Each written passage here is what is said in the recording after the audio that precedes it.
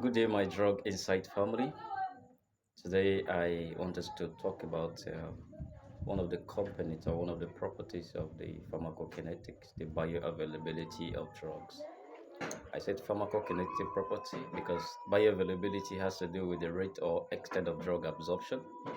And so, when you talk about the pharmacokinetics, you're talking about the study of the absorption, distribution, metabolism, and elimination of drugs. And when you mention absorption there, you should definitely know that bioavailability is certainly involved.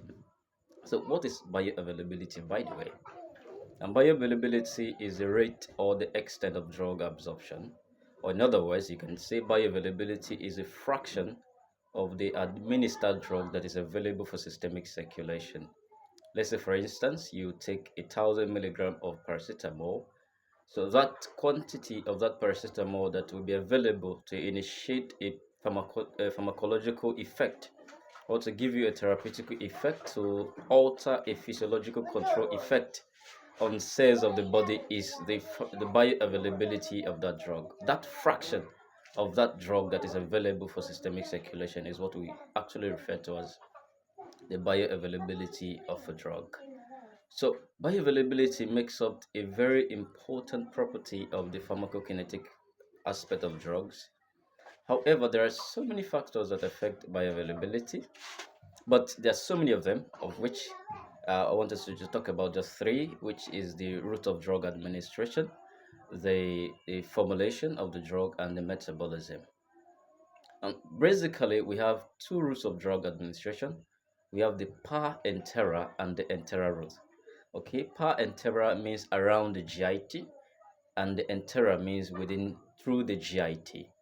Right, that some drugs are given through the GIT, like the oral drugs and the rest of them.